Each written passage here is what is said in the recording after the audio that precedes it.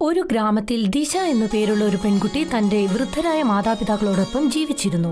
ദിശയുടെ മാതാപിതാക്കൾ ഉന്തുവണ്ടിയിൽ ഭക്ഷണ സാധനങ്ങൾ വെച്ചു വിളമ്പുമായിരുന്നു. ദിശ 20 വയസ്സുള്ള ഒരു പെൺകുട്ടിയാണ്.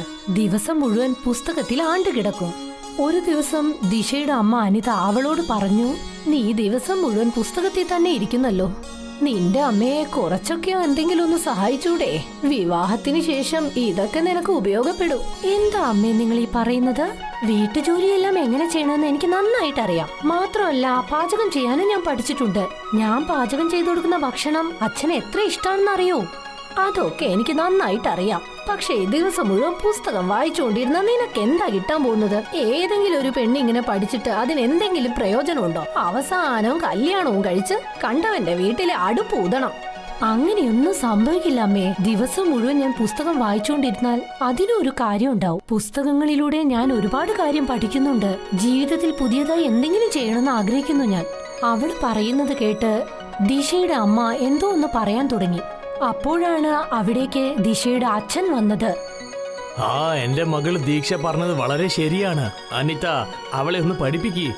ഞാൻ എന്താ പറയാൻ വന്നതെന്ന് വെച്ചാ, എന്താ നമ്മള് നമ്മുടെ പെണ്ണിനെ ജോലിക്ക് അയക്കാൻ പോവാണോ? ഏറ്റവും അവസാനം അവളെ കല്യാണം കഴിപ്പിക്കാനല്ലേ? അങ്ങനെയൊന്നും ആലോചിക്കില്ല അനിത. ഒരു പക്ഷെ നമ്മുടെ മകൾ ശിക്ഷ നന്നായിട്ട് പഠിച്ചിട്ടുണ്ടെങ്കിൽ ആ പഠിപ്പ് വെച്ചിട്ട് അവൾക്ക് നല്ല ജീവിതം തന്നെ കിട്ടും. അവൾ അവളുടെ പുരുഷനെ വെച്ച് ആലോചിച്ച് ജീവിക്കണ്ട. അതുമാത്രമല്ലാതെ ഇന്നത്തെ കാലത്തിൽ പെണ്ണുങ്ങൾ എന്ന ചെക്കന്മാരെക്കാട്ട് കുറവാണോ? അവരും ആണുങ്ങളെക്കാട്ടും നന്നായിട്ട് അവര് വരുന്നുണ്ട്.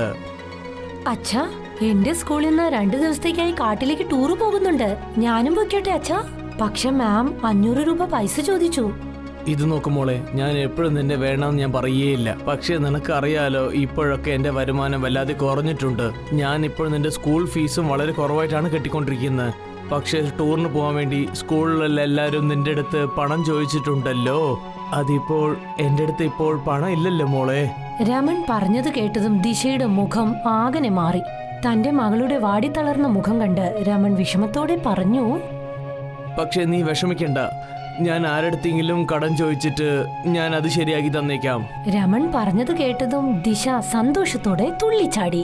നീ എന്താ മനുഷ്യ ഇത്? ഇവക്ക് വേണ്ടി ഇപ്പൊ കടം വാങ്ങാനും തുടങ്ങിയോ? ഒരു പ്രശ്നവുമില്ല. അവൾ പഠിച്ചതിന് ശേഷം അവൾ എന്തായാലും നമ്മളെ നന്നായിട്ട് നോക്കാൻ പറ്റുമല്ലോ, ശരിയല്ലേ? പക്ഷേ മറ്റന്നാള് നമ്മള് നമ്മുടെ വീടിന് വാടകയും കൊടുക്കണ്ടേ? പിറ്റേ ദിവസം രമൺ തന്റെ ഉന്തുവണ്ടിയും കൊണ്ട് ബസ് സ്റ്റാൻഡിന് സമീപം പോയി നിന്നു. പക്ഷേ രമന്റെ ചിന്ത മുഴുവനും ആരുടെ അടുത്ത് നിന്ന് പണം കടം വാങ്ങാമെന്നുള്ളതായിരുന്നു. അപ്പോഴാണ് ദൂരത്ത് നിന്ന് ഗ്രാമത്തലവൻ വരുന്നത് രമൺ ശ്രദ്ധിച്ചത്. ഗ്രാമത്തലവനും രമണിനെ നോക്കിയാണോ വന്നത്. നമസ്കാരം മുതലാളി. നമസ്കാരം നമസ്കാരം നമസ്കാരം രമൺ. പിന്നെ നിങ്ങൾ സുഖമല്ലേ? നിങ്ങളുടെ ജോലിയൊക്കെ എങ്ങനെ പോകുന്നുണ്ട്? മാർക്കറ്റിൽ ഇപ്പോൾ കൂട്ടൊക്കെ വളരെ കുറവാണ് മുതലാളി. ആദ്യമൊക്കെ എൻ്റെ ജോലി ഞാൻ വൈകുന്നേരത്തിനുള്ളിൽ തീർത്തുക്കും. പക്ഷേ ഇപ്പം എന്താണെന്ന് വെച്ചാൽ ഞാൻ ഉണ്ടാക്കുന്ന പുലാവൊക്കെ വൈകുന്നേരം വരെ മീതി നിൽക്കുന്നുണ്ട്. രമൺ, ഇപ്പോഴൊക്കെ ചൈനീസ് ഫുഡല്ലേ വിൽക്കുന്നത്? ഇന്ത്യയിൽ തന്നെ എല്ലാ സ്ഥലത്തും ചൈനീസ് ഫുഡാണ് വിൽക്കുന്നത്. അതുകൊണ്ട് നീ വിൽക്കുന്ന ഈ പുലാവ് ആരാണ് വാങ്ങിക്കാൻ പോകുന്നത്? ഗ്രാമത്തെ ജനങ്ങളൊക്കെ ഇപ്പോൾ മുന്നമാരി അല്ലല്ലോ. ഗ്രാമത്തെ ജനങ്ങൾ ഇപ്പോൾ വല്ലാതെ മാറിയിട്ടുമുണ്ട്. മുതലാളി, ഞാൻ നിങ്ങളുടെ അടുത്തൊരു മുഖ്യമായ ഒരു കാര്യം സംസാരിക്കാനുണ്ട്. പറയൂ, എന്താണ് സംസാരിക്കേണ്ടത്? എനിക്ക് നിങ്ങളുടെ അടുത്ത് കുറച്ച് കടനായിട്ട് കാശ് ആവശ്യമാണ്. നിനക്ക് എത്ര ആവശ്യം? എനിക്കൊരു 2000 റുപ്യ ആവശ്യമാണ് മുതലാളി. അത് എന്താണെന്ന് വെച്ചാൽ നാളെ കട വാടക 1500 കൊടുക്കണം. പിന്നെ 500 റുപ്യ എൻ്റെ പെണ്ണിന് സ്കൂൾ ടൂറിനും കൊടുക്കണം. ഷെടാ, ഇന്നും ദീക്ഷ കൊച്ചിൻ്റെ സ്കൂൾ ഫീസ് നീ കെട്ടിയിട്ടില്ലേ? അത് പിന്നെ ഞാൻ കുറച്ചായിട്ട് ഫീസ് കെട്ടിക്കഴിഞ്ഞു മുതലാളി. അത് എന്താണെന്ന് വെച്ചാൽ നാളെ സ്കൂളിൽ നിന്ന് കൊച്ചിനെ ടൂർ കൊണ്ടുപോവാണ്. അതായത് കുട്ടിയും വളരെ ആശപ്പെടുന്നുണ്ട്. ടൂറിന് പോകാൻ വേണ്ടി 500 റുപ്യ കാശും ചോദിക്കുന്നുണ്ട്. ചേട്ടാ, നീ എന്താണ് ചെയ്തുകൊണ്ടിരിക്കുന്നത് രമൺ? നിന്റെ വ്യാപാരമാണ് മര്യാദയ്ക്ക് പോകുന്നില്ല പറയുന്നു. പിന്നെ നിന്റെ കടേന്റെ വാടക കെട്ടാൻ പറയുന്നു. ഈ നേരത്തിൽ കൊച്ചിന് ടൂർ അയക്കുന്നത് ആവശ്യമാണോ? എന്റെ മകൾക്ക് മരം ചെടി കൊടിയൊക്കെ വളരെ ഇഷ്ടമാണ് മുതലാളി. അത് മാത്രമല്ലാതെ അവൾ നന്നായിട്ട് പഠിക്കുകയും ചെയ്യും. ദിവസം മുഴുവൻ അവൾ പുസ്തകത്തോടെ തന്നെ ഇരിക്കും. ഒരു പക്ഷേ വൈകുന്നേരം അവൾക്ക് ഞാൻ കാശ് കൊടുത്തിട്ടില്ലെങ്കിൽ അവൾക്ക് വല്ലാതെ വിഷമമുണ്ടാവും മുതലാളി. രമൺ പറയുന്നത് കേട്ട് ഗ്രാമത്തലവൻ അവന്റെ മുഖത്തേക്ക് തന്നെ നോക്കി നിന്നു. അപ്പോഴാണ് ഗ്രാമത്തലവന്റെ കൂട്ടുകാരൻ അഭിമന്യു അവിടേക്ക് വന്നത്. അഭിമന്യു വളരെ മോശക്കാരനായ ഒരു വ്യക്തിയായിരുന്നു. എപ്പോഴും തലവനോട് കുശുമ്പ് പറഞ്ഞുകൊണ്ടേയിരിക്കും. അവർ രണ്ടുപേരുമുള്ള സംസാരം അഭിമന്യു ശ്രദ്ധിച്ചുകൊണ്ടേയിരുന്നു. അഭിമന്യു ഗ്രാമത്തലവന്റെ ചെവിയിൽ പറഞ്ഞു. എന്താ ആലോചിക്കുന്ന മുതലാളി? 2000 റുപ്യ കാര്യല്ലേ, കൊടുത്തേക്ക്. കാരണം രമന്റെ ഈ തള്ളുകൊണ്ട് ഈ 10,000 റുപ്യെങ്കിലും പോകും. ഇപ്പോഴൊക്കെ രമന്റെ കച്ചവടം മര്യാദയ്ക്ക് പോകുന്നില്ല. അവനെ കൊണ്ട് പണമൊക്കെ തീർച്ചയായിട്ടും തരാൻ പറ്റില്ല. അതിന് പകരം നിങ്ങൾക്ക് അവന്റെ കട എടുക്കാമല്ലോ. മൊത്തമായിട്ട് നിങ്ങൾക്ക് 8,000 റുപ്യ കിട്ടും. അഭിമന്യു പറഞ്ഞത് ഗ്രാമത്തലവന്റെ തലയിലേക്ക് കയറി. ശരി, നീ ആ പണം എപ്പോഴാണ് എനിക്ക് തിരിച്ചു തരിക? മുതലാളി, നിങ്ങൾ എനിക്ക് ഒരു 2 മാസം സമയം തരാൻ പറ്റുമോ? ഞാൻ ഇതിനു മുമ്പ് നിങ്ങളുടെ അടുത്ത് എത്ര പ്രാവശ്യം ഇതുപോലെ കടം വാങ്ങിയിട്ടുണ്ട്. ഞാൻ വേഗം തിരിച്ചു തന്നിട്ടുണ്ടല്ലോ. അപ്പൊക്കെ സമയം വേറെയല്ലേ രമൻ? പിന്നെ ഇപ്പോഴുള്ള സമയമൊക്കെ വേറെയല്ലേ രമൻ? എനിക്കൊന്നും മനസ്സിലാവുന്നില്ല മുതലാളി. ഇവിടെ നോക്ക് രമൻ, ഇപ്പോൾ എല്ലാവരുടെ കച്ചവടം വളരെ കുറവായിട്ടാണ് ഉള്ളത്. എന്റെ വ്യാപാരം വളരെ കുറവായിട്ടാ പോകുന്നത്. അതുകൊണ്ട് എനിക്ക് കാശ് വേഗമായിട്ട് വേണം. പിന്നെ വേറൊരു കാര്യം, പിന്നെ നീ എന്റെ അടുത്ത് അടമാനം വെക്കാൻ വേണ്ടി എന്തെങ്കിലും ഒരു സാധനം തരണം. ഗ്രാമത്തലവന്റെ വാക്ക് കേട്ടതും രമൺ സ്തംഭിച്ചുപോയി. ഗ്രാമത്തലവൻ ഉള്ളിന്റെ ഉള്ളിൽ വളരെ നല്ല മനുഷ്യനാണെന്ന് രമണിന് അറിയാമായിരുന്നു. രമണിന് മനസ്സിലായി ഗ്രാമത്തലവന്റെ ചെവിയിൽ 2 മിനിറ്റ് മുൻപ് അഭിമന്യുവാണ് എന്തോ പറഞ്ഞതെന്ന്. രമണിന് തീർച്ചയായിരുന്നു ആ ഗ്രാമത്തിൽ ഗ്രാമത്തലവനല്ലാതെ വേറെ ആർക്കും 2000 രൂപ പണം കടം കൊടുക്കാൻ ഉണ്ടാവില്ല എന്ന്. എന്റെ അടുത്ത് എന്താ ഉള്ളത് മുതലാളി? എനിക്ക് അടമാനം വെക്കണമെങ്കിൽ ആ വാടക വീട് മാത്രമേ ഉള്ളൂ. അങ്ങനെ വെച്ചാൽ നിങ്ങൾക്ക് എന്റെ മേലെ വിശ്വാസം ഇല്ലേ? വിശ്വാസം വെച്ചിട്ട് എന്ത് ചെയ്യാനാ റമൻ? നിന്റെ വണ്ടി വെച്ചിട്ട് തരികയാണ്, ഞാൻ കാശ് തന്നേക്കാം. ഒരു പക്ഷേ നിങ്ങൾക്ക് എനിക്ക് കാശ് തരാൻ പറ്റില്ലെങ്കിൽ ഞാൻ നിന്റെ ഈ വണ്ടി കട എടുത്തു കൊണ്ടുപോയേക്കും. പിന്നെ നീ എന്നെ തെറ്റിദ്ധരിക്കാൻ പാടില്ല, മനസ്സിലായോ? രമൺ ഒരുപാട് ആലോചിച്ച ശേഷം എന്താണ് പറഞ്ഞതെന്നോ? ശരി മുതലാളി, നിങ്ങൾ പറഞ്ഞതുപോലെ തന്നെ ചെയ്യാം. ഗ്രാമത്തലവൻ ചിരിച്ചുകൊണ്ട് ആ സ്ഥലത്തു നിന്നും പോയി. ആ വൈകുന്നേരം രമൺ 500 രൂപ ദിശയ്ക്ക് കൊടുത്തു. ദിശ ഒരുപാട് സന്തോഷത്തോടെ അവിടെ നിന്നും പോയി. അന്ന് നടന്ന എല്ലാ കാര്യങ്ങളും ഭാര്യ അനിതയോട് രമൺ പറഞ്ഞു. നിങ്ങൾ എന്തായി ചെയ്തു വെച്ചിരിക്കുന്നത്? നിങ്ങൾക്ക് നന്നായിട്ട് അറിയില്ലേ അഭിമന്യു വളരെ മോശപ്പെട്ടവനാണെന്ന്? ഗ്രാമത്തലവൻ നല്ല മനുഷ്യനാണ്, കരുണയുള്ളവനാണ്. തീർച്ചയായും ആ അഭിമന്യു എന്തോ ഒന്ന് മനസ്സിൽ ചിന്തിച്ചിട്ടുണ്ട്. അല്ലാതെ ഗ്രാമത്തലവൻ നിങ്ങളുടെ വണ്ടി വെച്ച് എന്ത് ചെയ്യാനാ? അവര് തീർച്ചയായും നമ്മുടെ വണ്ടി അഭിമന്യുവിനാ കൊടുക്കുക. ഈ ഉന്തുവണ്ടി ഇല്ലാതെ പിന്നെ നമ്മൾ എന്താ ചെയ്യുക? അതിന്റെ ഉള്ളിൽ എന്തെങ്കിലും ഒരു അത്ഭുതം തീർച്ചയായിട്ടും നടക്കും. എങ്ങനെ ആയാലും നാളെ നമ്മൾ വീട്ടു വാടക നമ്മൾ കൊടുക്കണ്ടേ? അതുകൊണ്ട് തീർച്ചയായിട്ടും മുതലെടുത്ത് 1500 റുപ്യ കടനം വാങ്ങിച്ചു. പിറ്റേ ദിവസം ദിശ വനത്തിലേക്ക് ടൂറ് പോയി. ആ വനത്തിനുള്ളിലെ മരങ്ങൾ അതിശയത്തോടെ അവൾ നോക്കി നിന്നു. പെട്ടെന്നാണ് അവിടെ ഒരു വൃദ്ധയായ സ്ത്രീയെ അവൾ കണ്ടത്. ആ വൃദ്ധയായ സ്ത്രീ വാഴയിലയിൽ എന്തോ ഒന്ന് പാചകം ചെയ്യുകയായിരുന്നു. ആ വാഴയിലയിൽ നിന്ന് എന്തോ അത്ഭുതകരമായ മണം വന്നു. ദിശയ്ക്ക് അവളെ നിയന്ത്രിക്കാൻ കഴിഞ്ഞില്ല. അവൾ ആ വൃദ്ധയുടെ സമീപത്തേക്ക് പോയി. അമ്മേ, ഇതെന്താണ്? ഇത് വാഴയിലയിൽ ചെയ്യുന്ന ഒരു ബിരിയാണിയാ മോളെ. ഇങ്ങനെയൊക്കെ ചെയ്യാൻ പറ്റുമോ? പിന്നെന്താ, തീർച്ചയായും ചെയ്യാലോ. ഈ റെസിപ്പി എനിക്ക് നന്നായിട്ടറിയാം. ദിശ ആ വൃദ്ധയായ സ്ത്രീയുടെ മുഖത്ത് സൂക്ഷിച്ചു നോക്കാൻ തുടങ്ങി. നിങ്ങളുടെ മുഖം കണ്ടാലേ എനിക്ക് മനസ്സിലാകും നിങ്ങൾ ഈ വനത്തിനുള്ളിൽ ജീവിക്കുന്ന ആളല്ല. അതുപോലെ ഈ റെസിപ്പിയും ഈ നാട്ടിൽ പുതിയതാ. നീ ശരിക്കും വളരെ ബുദ്ധിശാലിയാ മോളെ. അതൊക്കെ പോട്ടെ, നിനക്ക് എങ്ങനെയാ ഇതൊക്കെ മനസ്സിലായത്?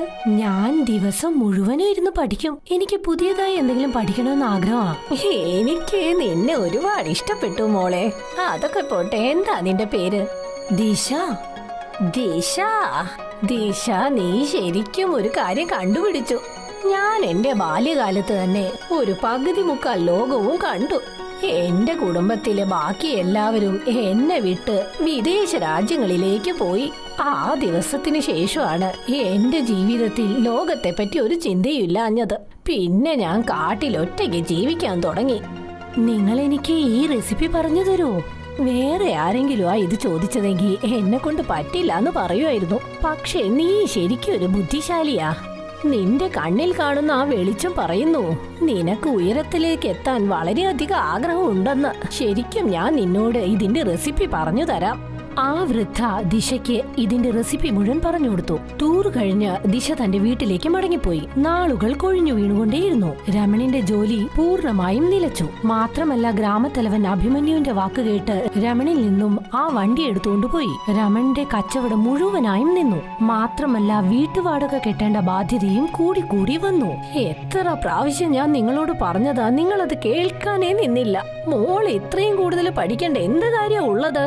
ഇപ്പൊ പറ, ഇത്രയും അവളെ പഠിപ്പിച്ചതുകൊണ്ട് നമുക്ക് എന്താ പ്രയോജനം? അവളുടെ സ്കൂളിൽ നമ്മൾ എത്ര പണം ചെലവാക്കി? ആ പണം നമ്മൾ കൂട്ടി വെച്ചിട്ടുണ്ടായിരുന്നെങ്കിൽ ഇപ്പൊ നമുക്ക് അതൊരു ഉപകാരമായിരുന്നേനെ. ഷടാ, ഇതില് ദീക്ഷയുടെ അടുത്ത് ഒരു തെറ്റുമില്ലല്ലോ അനിത.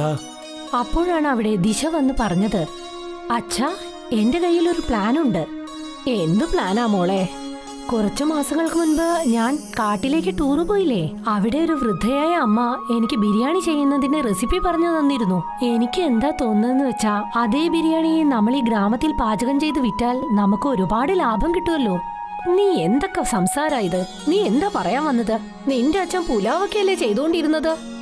അനിത, എനിക്ക് എന്താ തോന്നുന്നു വെച്ചാൽ ദീക്ഷ പറഞ്ഞത് ശരിയാണ്. മുതലാളിയും അതാണ് പറഞ്ഞത്. ഇപ്പോഴൊക്കെ നാട്ടിൽ പുതിയ വികയായിട്ടാണ് ഭക്ഷണം ഉണ്ടാക്കുന്നത്. നമ്മളും ഇതുപോലെ പുതിയതായിട്ടൊന്നും ഉണ്ടാക്കിയില്ലെങ്കിൽ പിന്നെ ഇങ്ങനെ തന്നെ നമ്മളും കഷ്ടപ്പെടേണ്ടി വരും. പക്ഷെ എന്താ പ്രശ്നമെന്നാ, നമ്മുടെ മോള് പറയുന്നത് കേട്ടാലും നിങ്ങൾ ആ ബിരിയാണി എവിടെ കൊണ്ടുപോയിട്ടാ വിൽക്കുക? വണ്ടിയാണെങ്കിൽ അഭിമന്യു എടുത്തു പോയില്ലേ? നിങ്ങൾ അതേപറ്റി ഓർത്ത് വിഷമിക്കേണ്ട അമ്മേ. നമ്മുടെ വീടിന്റെ ഈ അവസ്ഥയെക്കുറിച്ച് ഞാൻ ടീച്ചറോട് ഡിസ്കസ് ചെയ്തിരുന്നു. ടീച്ചറുടെ ഒരു കട ഗ്രാമത്തിലുണ്ട്. ടീച്ചർ എന്നോട് പറഞ്ഞു, അച്ഛനോട് എപ്പോ പണം കിട്ടുന്നോ അതുവരേക്കും ആ കടയിൽ നമുക്ക് കച്ചവടം ചെയ്യാമെന്ന് പറഞ്ഞു. ദിശ പറഞ്ഞത് കേട്ട് രമണിന് സന്തോഷമായി. ദിശ പിറ്റേ ദിവസം രമണിനെ വയലിലേക്ക് കൂട്ടിക്കൊണ്ടുപോയി. എന്നിട്ട് അച്ഛന്റെ കൂടെ വാഴയിലകൾ പറിച്ചുകൊണ്ടുവന്ന് ആ കടയിൽ വെച്ചു. രമണും അനിതയും മുൻപേ തന്നെ ആ കട മുഴുവൻ വൃത്തിയാക്കി വച്ചിരുന്നു. ദിശ ആ വാഴയിലയിൽ ബസുമതി അരിയും ബാക്കി എല്ലാ സാധനങ്ങളും നിറച്ചു വെച്ചു. കുറച്ചു സമയത്തിനുള്ളിൽ തന്നെ വാഴയിലയിൽ ഉണ്ടാക്കിയ ബിരിയാണി റെഡിയായി. അതിൽ നിന്നും വളരെയധികം രുചികരമായ ഒരു മണം പുറത്തേക്ക് വരാൻ തുടങ്ങി. ആ വഴിയിലൂടെ പോകുന്ന ആർക്കും സ്വയം നിയന്ത്രിക്കാൻ കഴിഞ്ഞില്ല. പെട്ടെന്ന് ഒരാൾ അങ്ങോട്ട് വന്ന് എന്തു പറഞ്ഞെന്നോ? ഷടാ, നിങ്ങളുടെ കടയിൽ നല്ല രുചിയുള്ള മണം വരുന്നുണ്ടല്ലോ. ഇതേതെങ്കിലും പുതിയ ഹോട്ടലാണോ? രമൺ എന്തെങ്കിലും പറയുന്നതിനു മുൻപ് ദിശ ആ മനുഷ്യനോട് പറഞ്ഞു, നിങ്ങൾ ശരിയായ കാര്യമാണ് പറഞ്ഞത്. ഇത് ഞങ്ങളുടെ പുതിയ ഹോട്ടലാണ്.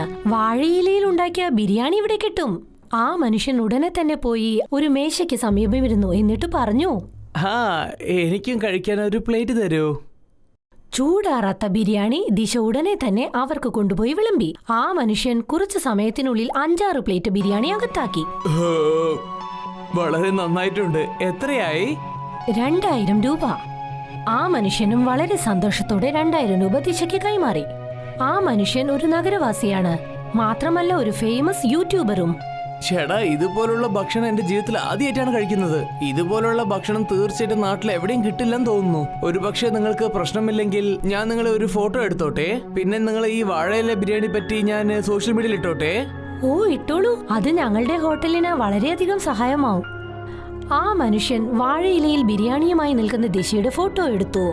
എന്നിട്ട് ഫേസ്ബുക്കിൽ അപ്ലോഡ് ചെയ്തു. അതിനുശേഷം അവിടെ നിന്നും പോയി. രമൺ ആ 2000 രൂപ കണ്ട് ഒരുപാട് സന്തോഷിച്ചു. ഇത്രയും പണം 10 ദിവസം പണിയെടുത്താലും രമണിന് കിട്ടില്ല. ഇത് കണ്ടില്ല അനിത, നമ്മളുടെ മകൾ പഠിച്ചതുകൊണ്ട് നമ്മൾ എത്ര ഉപയോഗമുണ്ടെന്ന്. അവൾ ഇതിന്റെ മുകളിൽ നന്നായിട്ട് പഠിച്ചിട്ടുണ്ടെങ്കിൽ ഇവൾ നമ്മളെ നന്നായിട്ട് നോക്കുന്ന തോന്നുന്നത്. അതെ, നിങ്ങൾ പറഞ്ഞത് ശരിയാണ്. അങ്ങനെയൊക്കെ ചിന്തിച്ചതാലോചിച്ച് എനിക്ക് ഒരുപാട് വിഷമമുണ്ട്. പതുക്കെ കുറച്ചു ദിവസത്തിനുള്ളിൽ തന്നെ ദിശയുടെ ആ ഫോട്ടോ ഇന്ത്യ മുഴുവൻ വൈറലായി.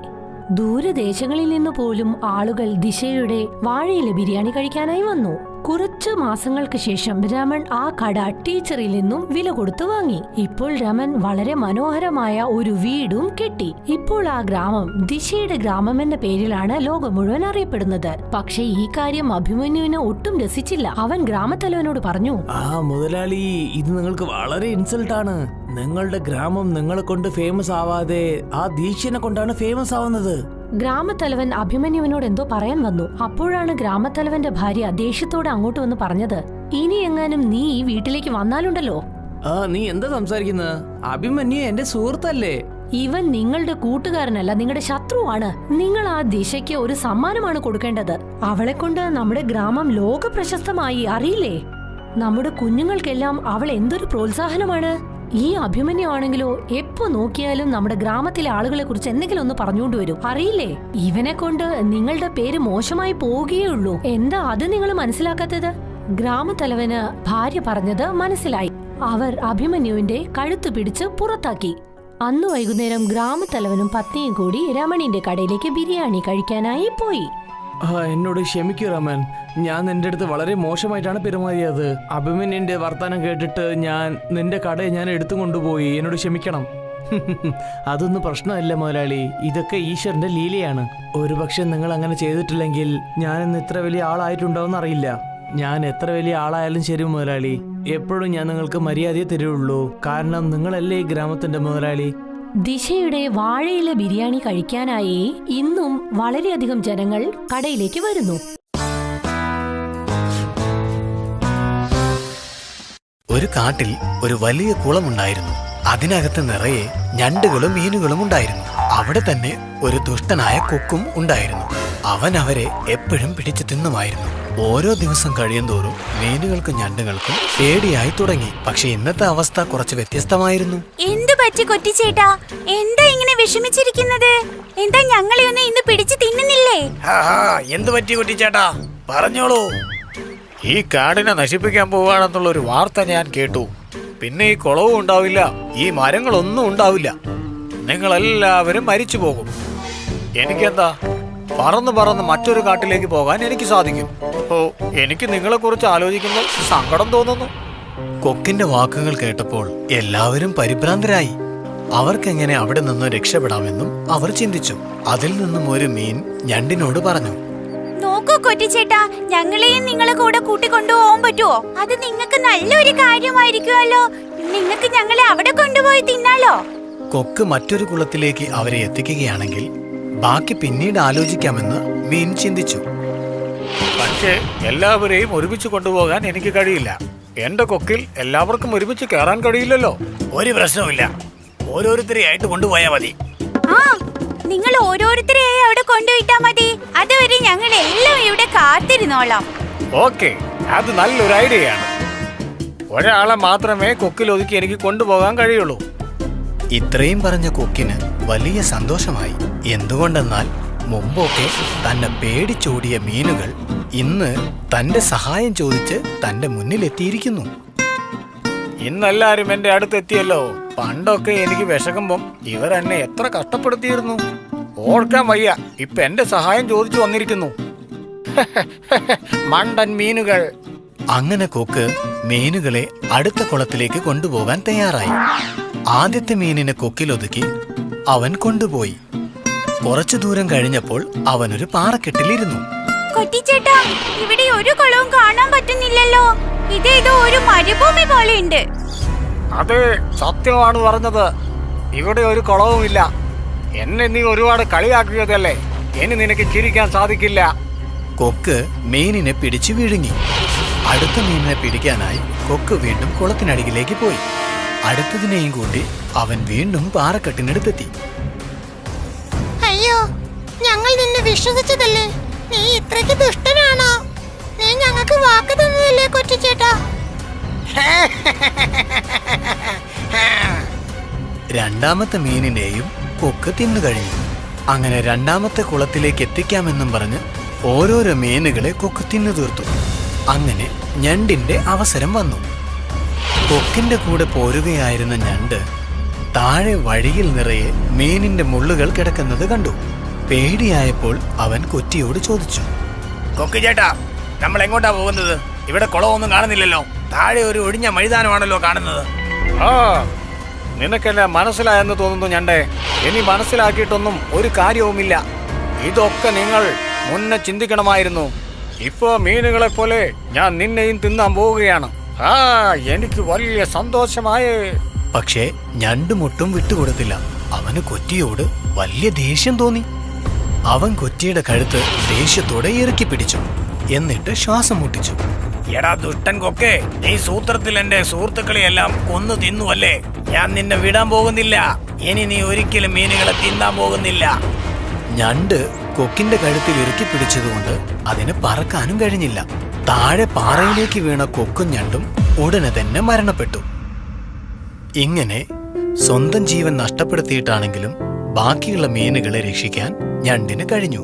ഇതുകൊണ്ടാണ് പറയുന്നത്, നമ്മുടെ ഓരോ പ്രവൃത്തിയും വളരെ ചിന്തിച്ച് ചെയ്യണം. മറ്റുള്ളവർ പറയുന്നത് കേട്ട് ഒന്നും പ്രവർത്തിക്കാൻ പാടില്ല. ഷൗക്കത്ത് മിയാന് ഒരു ബിരിയാണി കടയുണ്ട്. ജനങ്ങളൊക്കെ വളരെ സന്തോഷത്തോടെ അവിടെ വന്ന് ബിരിയാണി കഴിക്കും. ആ ഷൗക്കത്ത് ചേട്ടാ, ബിരിയാണി നന്നായിട്ടുണ്ടല്ലോ. നന്ദിയുണ്ട്.